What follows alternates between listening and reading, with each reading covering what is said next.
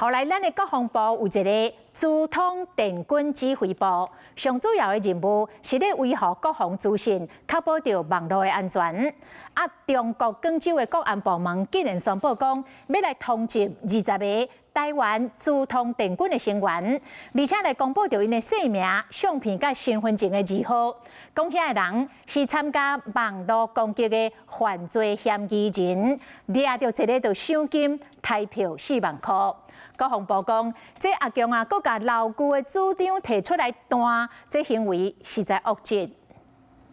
大一张现场单列出相片、名姓等等个人资料。中国公安伫咧今仔日一捆公布20位申请是民进党政府旗下资通电军人员的名单，嘛头一摆宣布要甲通缉，每一个人赏差不多新台票4万。资通电军核心任务系维护国防资讯，确保网络安全。中共以部分国军人员个资抹黑资通电军执行契约网攻，绝非事实。再者，无论我国或近来国际社会提出的报告，都凸显中共才是害侵各国、造成治安风险的犯罪嫌疑人。最后，我们必须说，此种老调重弹、卑劣行径不会动摇我军心士气，所属官兵将努力捍卫数位疆土。国防部上新的声明强烈反击中国，佮讲广州市公安局伫咧5月20和272摆放出企业局网络攻击的消息了后，为官方媒体宣传各台办指控，到即马发布通缉，看出这规关拢是挑故意操作的手段。那可能没有引起媒体的注意，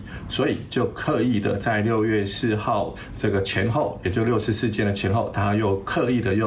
说是台湾的资通电军，而且公布了相关的人等的所谓的照片，那就可能是他的一个对内的一个舆论战。宣布通缉的时机，佮拄当中国境内真济间新闻官方网站6月7日迄天，叫骇客组织革命者律师渗透要去控天安门坦克人相片，和北京政府报复的理由，佮调降侮辱和台湾资通电军。特别是他所公布的这个所谓的资通电军的人员，那这些照片都像是网络上所抓来或合成的，因为都像是一些沙龙照，而不是一个正规单位会采用的这个资料照片呢，都是中国用来强调要骗小粉红的一个说辞了。因为如果是真正的这个专业的骇客，是不会留下这些简单的足迹，让中国可以反向追踪的。专家讲，中国搁伫咧下打击台独的基野，特别伫咧6月7日前后炮罗弄口祭出处罚，